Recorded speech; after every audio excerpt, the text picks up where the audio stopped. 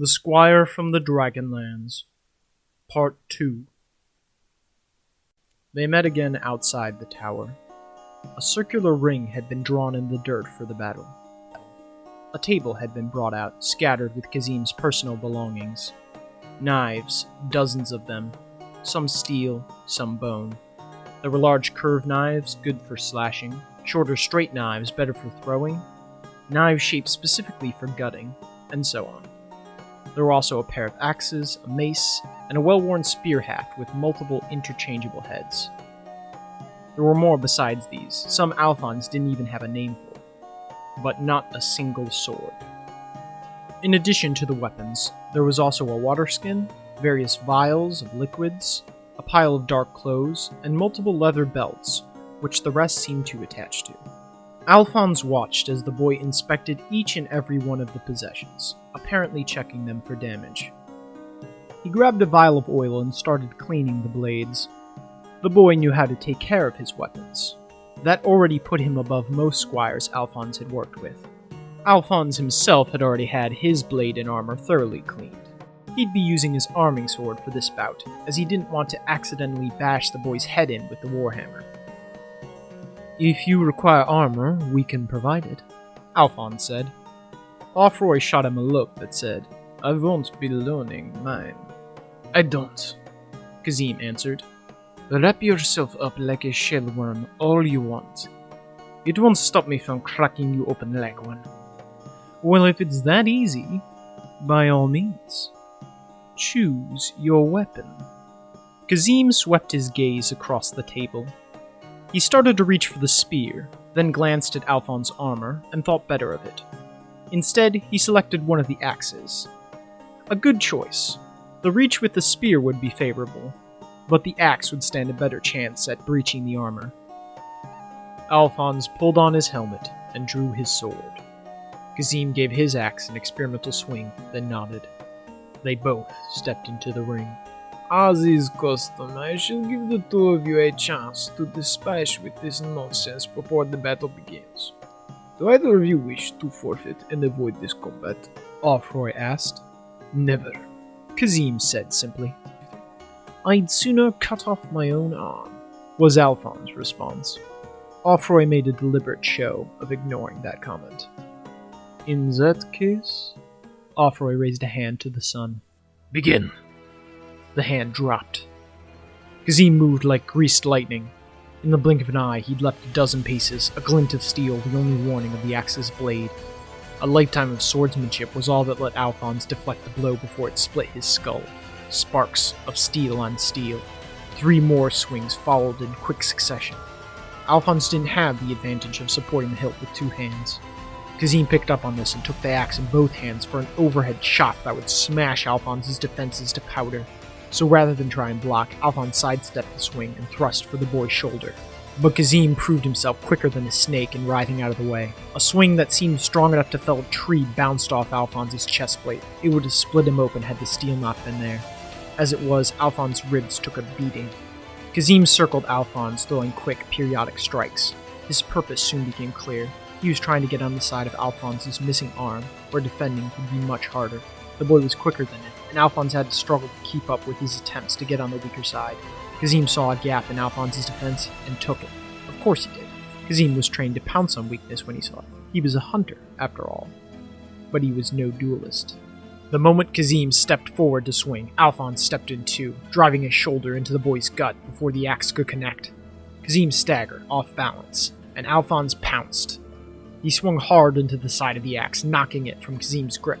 The boy stumbled back, eyes darting to his weapon lying out of reach. Alphonse grinned, giving his sword a twirl. "I do believe that's met." Kazim plowed into Alphonse, knocking them both to the ground. Alphonse's sword fell out of his grip. A knife materialized in the boy's hand, blade plunging down to the slit in Alphonse's helmet. It would have skewered his eye had Alphonse not driven an armored fist into Kazim's face first. The boy reeled back. Alphonse followed the move by kicking him in the chest. Kazim fell to his back, stunned. Alphonse scrambled to his feet, snatching up his sword as he did. He leveled it at Kazim's throat. "Now that is match," Alphonse panted out. The boy stared into the sky, still looking dazed. His lip was bleeding from where Alphonse's fist had connected. He was lucky he hadn't lost any teeth. "You beat me. With one arm," the boy said, with more than a hint of shock. "I never saw you pick up the knife, and I was looking for it," Alphonse said, as if this were an equally impressive feat. "A wyvern without wings still has teeth." Kazim shook his head. "That has the sound of a quote." "It is. My father would be ashamed I did not heed it." Kazim finally looked at him. "Who are you, Shiner?" "No one of note." Offroy laughed at that. Kazim shot him a quizzical look. "This boy is Sir Alphonse Viciliber, and before he lost his arm, he was considered one of the best swordsmen of his generation. He had the skill of a master by the time he was your age." "That's the tale, anyway," Alphonse said, sheathing his sword. "Not that any of it matters now. I never got the chance to test my skills against any of the great swordsmen in a tournament, and now I never will." "You're still better than most shiners I've seen." Kazim ignored an offered hand by Alphonse and strained to rise by his own strength. "But know that your tricks would not have worked a second time." "Well, then I guess I should be glad I don't need them to work a second time." With that, Kazim seemed to recall just what the terms of the battle had been. His back stiffened, his jaw clenched, and his eyes darted around as if looking for a path to escape. "I do hope you're planning on making good on your word." Kazim's eyes snapped back to Alphonse's. "A Kotothaiban always keeps his word, Shiner." "Good. Then there's just the oath." Kazim looked on, waiting. "Well," Alphonse said, "aren't you going to kneel?" The boy gritted his teeth and lowered himself to one knee. "Now, repeat after me. I, Kazim of the Kotothaiban.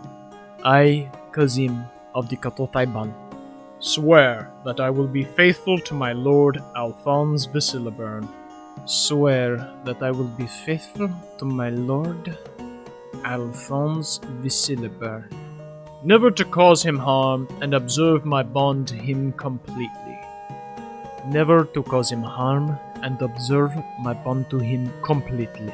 Against all persons, in good faith, and without deceit." Kazim studied the ground for almost a full minute. "Against all persons in good faith, and without deceit. The oath is sworn. You may rise, Kazim of the Kotothaiban." Kazim spat on the ground and got to his feet unceremoniously. "I hope you're happy, Alphonse," Offroy said. "You've tied yourself to this boy now. Anything he does will be your responsibility." "Duly noted. Oh, and one more thing." "What?" Offroy sighed. "Loan him a horse. We're riding out immediately." "Riding? To where?" Kazim asked. "To hunt a Ladon. That's the reason I went to all this trouble. I needed a hunting partner." "You're hunting dragonspawn?" "Yes, you should have led with that, Shiner. Let's quit wasting time." They reached the forest outside Leafdale a couple of hours before dusk. The silhouette of trees stood out against the sun's dying light. Rushes and brambles wrought the tree line. It was as untamed a mess as Alphonse had ever seen. "Let's be on it, then. If the creature isn't dead by nightfall, we'll be at quite the disadvantage. The dawns are often nocturnal this time of year." "I know." "Yes, I suppose you do." Alphonse climbed down from his steed and drew his sword. He'd need its superior length as opposed to the warhammer. Not for the first time, he lamented his difficulty in using polearms with one hand. It would have been ideal here. Kazim got down from his own horse and began rifling through his belongings. After a few moments, he'd selected his weapons. A spear with a steel head, a leather sling with a bag of stones, and a pair of large knives. He donned a belt from which he hung all but the spear. Alphonse faced the imposing forest. "I suppose the first step is..." He hesitated and turned back to Kazim. "How would you start this hunt?" Kazim scoffed. "We've got to find its trail first." "By all means." Alphonse motioned to the trees ahead. Kazim needed no further prompting. He shifted his grip on the spear, took a lower stance, and moved towards the forest. Alphonse followed. They pushed into the underbrush, twisted branches like welcoming claws.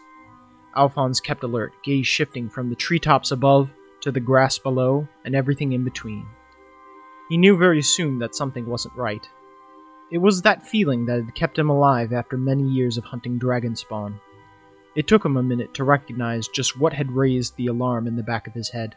"No birds," he said aloud. In a forest like this one, there should be songs, chirping, even the flutter of wings. But there's nothing. Not a single bird in this forest. Le Dons bide their time before going after humans. They like to study and wait for good opportunities to strike. In the meantime, they need to feed off something else. Well then, I suppose our mark has been busy. It has probably run out of secondary food sources, which means it's going to get bolder with humans. Soon, it'll strike during the night and try to kill most or all of the humans in that nearby town. Then it'll store everything it doesn't eat for later. Interesting. I actually didn't know all of that. It's not often I meet someone who knows more about dragonspawn than me. Get used to that feeling. Alphonse laughed at that. Quiet, the boy hissed. Why? Le Dons can't hear. See, I know things too. Not because of the Le Don. I'm just tired of hearing your voice. We're going to have to work on that attitude of yours. Do you think if I cut you open and scattered your entrails, it might draw the Le Don? See, now you're trying too hard to be a piece of work, because we're both fully aware that spilling my entrails would definitely lure the Le Don. Kazim suddenly stopped in his tracks. He crouched low to the ground, nodding to what he'd seen. A thick depression in the grass, trailing off to a sinuous line in either direction, left by the slithering of a Le Don, no doubt. This is recent. It went this way, Kazim said, turning in one direction the trail led. He started moving, still crouched. Alphonse followed suit. The subtlety of the creep forward was somewhat spoiled by the clinking of Alphonse's armor.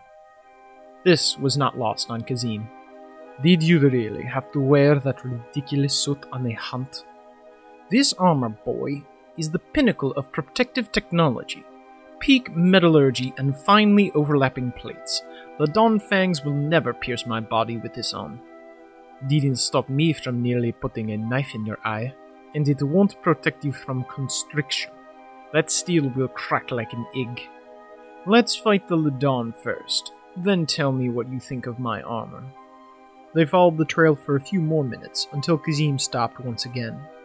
He swept his gaze back and forth across the forest floor. He crouched lower. Stay here. And then he took off, scrambling into the foliage. Alphonse debated whether or not to follow him. It could be an attempt to simply run away, but Alphonse didn't think so. And if he was wrong, the boy wasn't wearing armor, and would probably outrun Alphonse anyway. So he waited. Minutes passed. The sun crept lower in the sky, the trees casting deep shadows. Just when Alphonse was starting to conclude that the boy was gone for good, he heard the crackling of tree branches behind. Alphonse turned around. Well, it took you bloody long enough. Have you found any... He did not find Kazim standing there. It was the Le Don. Oh good, Alphonse found himself saying. It's only got 3 heads. The Le Don's body was as long as 6 men from head to toe, and thicker than some trees. Scales of dark green blended in with the forest surrounding.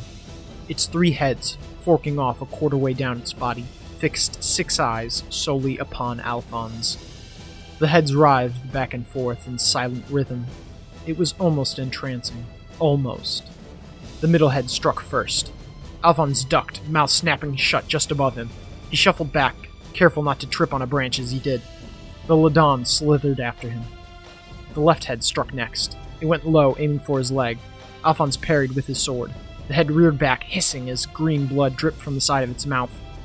All 3 heads reared back then, bearing fangs. Alphonse braced for the strikes. A dull crack sounded in the forest. One of the heads fell limp, eyes going distant. A stone dropped to the dirt at Alphonse's feet. The 2 remaining heads whirled around, hissing. A couple dozen yards behind it was Kazim. His sling whirled in his grasp. a new stone already loaded. The boy had actually managed to hit the Ladon's weak spot on the back of its head with a sling, and the little bastard had used him as bait to get the shot. Alphonse couldn't help but be impressed. Kazim loosed his second stone. This time the Ladon was ready, and the remaining heads ducked, stone missing both. But with its attention on Kazim, the Ladon had turned its back on Alphonse. He swung his blade to decapitate the right head. It must have caught him in the corner of its eye, for the head lurched to the side at the last moment, and the blade bounced off its skull instead of through its neck. The Ladon then replied by slamming the side of its body into Alphonse, tossing him to the ground. But the boy loosed a third stone, this one hitting the left head on the snout. That seemed to enrage the creature. Kazim stuffed the sling away and hefted his spear. The Ladon twisted its coils around Kazim's feet in an attempt to entangle him, but Kazim danced over the coils and buried the spear in the Ladon's flesh. The spear went deep, going through the body into the ground below. The reptile let out a cry and tried to pull back, but the spear anchored it. There'd be no running away for it now. Alphonse staggered to his feet just as one of the heads was wrapping its neck around his body. He felt himself lift off the ground. His arm was trapped against his side, and by extension, his sword. The neck squeezed, constricting. Steel plates groaned in protest. Alphonse thrust his knee into the creature's body to no effect. His armor creaked once more, and the pressure on his arm caused Alphonse to drop his sword. He was fast running out of options. Maybe if he got his visor up, he could try biting the curse. A knife buried itself in the side of the Ladon's neck. The Ladon hissed, its grip slackening by the smallest margin. That was all Alphonse needed. Slickened by the green blood dripping down, Alphonse pulled his arm free and grabbed hold of the knife. He dragged it across the creature's neck, tearing open a wide gash. The Ladon recoiled, dropping Alphonse to pull its head to safety. It wasn't fast enough. The moment he hit the ground, Alphonse snatched up his sword and swung. Like an axe through firewood, Alphonse chopped the head off. The head dropped to the ground, mouth still opening and closing in a fatal attempt to bite him. Alphonse casually stepped aside. He turned to see Kazim using his other knife to fight off the final head of the Ladon. The boy was good. He moved back and forth, mimicking the Ladon's cautious strikes, but even faster. He claimed shallow cuts in the creature's skin, gradually bleeding it. It would take a while to actually kill it that way, but Kazim seemed content with the dance. Human endurance was often greater than that of dragonspawn, who hit hard but tired easily. Alphonse decided not to leave things up to chance, and moved to join the boy. A good thing too, because, talented as he was, Kazim made a mistake. Just as he'd opened a large gash on the creature's neck, he leapt back, only to trip over a log. Kazim would have been used to fighting on dunes and craggy plains, not in forests. The Ladon lunged, and Kazim narrowly managed to scramble back in time. The Ladon pulled back to strike again, and this time Kazim's back hit a tree, cornering him. A moment before the monster's fangs sunk into the boy, Alphonse jumped between them. The Ladon's fangs sunk into his shoulder, shattering against his armor. He thanked it for the effort by plunging his sword into its neck. The Ladon pulled back, taking the sword with it. It writhed backwards, gurgling as blood filled its airway. "Still want to make fun of the armor?" Alphonse asked, offering Kazim a hand up. Once again, the boy ignored the hand and got up by himself. "I did not need the help," Kazim said. "I was luring it with wounded prey." "Oh sure, that's what they all say right before they're about to be eaten." Kazim's only reply was an indecipherable grunt. They watched the Ladon thrash back and forth for several minutes before it finally dropped to the forest floor and twitched out its last death throes. Kazim approached the corpse and pulled the sword from its neck. He made as if to toss the blade aside, then seemed to think better of it. He flipped the sword in the air and caught it by the blade. He glanced at Alphonse, then pulled out a dark rag with which he wiped the blade down. Then, he handed it back to Alphonse. "Thank you." Kazim didn't reply. Instead, he crouched low and started using his knife to slice through the Ladon's flesh. After a few moments, it became clear he was skinning it. "What are you doing? We only need the head to confirm the kill." "I do not waste, Shanir. The meat, the bones, the venom and glands can all be useful. I can even make clothes out of the scales, though I suspect wearing such around your people would be foolish. Now, do you want to make camp here, or are we to ride back through the night?" "Just wait a moment." Kazim gave him a quizzical look. "I made you swear those oaths before, because I needed help on this hunt, and so they didn't end up executing you unjustly. But as I see it, you were wrongfully imprisoned in the first place, and I cannot, as a man of chivalry, continue to compel you to service. If you want, I can release you from your oaths, and we can both be on our ways. I'll even let you take the horse you rode on. I'll just pay Offroy back for it." Kazim stared at him. "You would just let me walk away? A Dragonlander, roaming free?" "Oh, come now. We both know the only thing you're a danger to is dragonspawn and the pride of overconfident knights." Kazim still looked as though he suspected some kind of trap. "There is one thing for you to consider," Alphonse eventually added. "Of course," Kazim scoffed. "No, there would be a catch." "No catch. Just a warning. I'm aware that you pose no real harm to any innocents, but few others will see it that way. If you're going to roam these lands, well, being at the side of a knight offers some protection." "I need no protection." "Perhaps, but there are other advantages of being tied to the Errant order." "What could a Shanner possibly have that I want?" "Well, to start, I could help you get revenge." Kazim hesitated. "That's what you want, isn't it? To slay the beast or beasts that wiped out the rest of the Cottlethaban?" It wasn't just dragonspawn. Men killed them too. Men who forsook oaths to fight the dragon to their last breath. Men that I'd need to kill. They will die alongside drakes and ladons and wyverns and worms. Finally, I will slay the dragon itself." Kazim sat back, and by his expression, the impossibility of his task was not lost on him. Alphonse let out a chuckle and shook his head. "So, future slayer of the dragon, I'll pose my earlier question once more. What are you doing here, so far from the Dragonlands?" Kazim studied his knife, green with the blood of the Ladan. "Have you never started running and not known when to stop?" "I am abundantly familiar with the feeling. My father believed there were still men on this side of the Serpent Strait who wanted to fight the dragon, but I did not believe him. When have your people ever truly come to our aid? Coming here has not changed my mind about the people of this land, but I am the last of the Cottlethaban, and I have found myself with nowhere else to go." "Well, you have found one man who still wants to fight." Kazim seemed to chew on that. "Look, the way I see it, you have three options. You can keep wandering around this country and wait for some other knight to mistake you for a dragonsworn. You can head back to the Dragonlands and die upon a great pile of dragonspawn corpses. Or you can stick with me as my new squire and live long enough to get vengeance for your people." "And how does hanging around a cripple shiner help me do that?" "Opportunity, my boy. You never know when the right opportunity will come along. Your father believed there were others who still wanted to fight the dragon? Stick with me, and maybe we'll find more. You aren't the only one with a grudge against that old serpent." Kazim seemed thoughtful, but didn't say anything. "Oh, almost forgot." Alphonse reached into a pouch and brought out the drake tooth. He handed it to Kazim. The boy took it reverently. "It's from your first kill, isn't it?" Kazim nodded, then eyed him curiously. "How does a Shanner know so much about the Cottlethaban?" "It's a long story, and one I don't feel like recounting right now." Kazim studied the tooth for what seemed like an eternity. Then he hung it around his neck once more. "All right, Shanner. I will be your squire." Alphonse grinned. "Excellent. But if you're going to be my squire, you have to stop calling me Shiner. From now on, it's Sir Alphonse. Oh, and I hope you like singing, because I do it all the time. Speaking of, this occasion calls for such a song. Let's see." Kazim looked like he was already having regrets.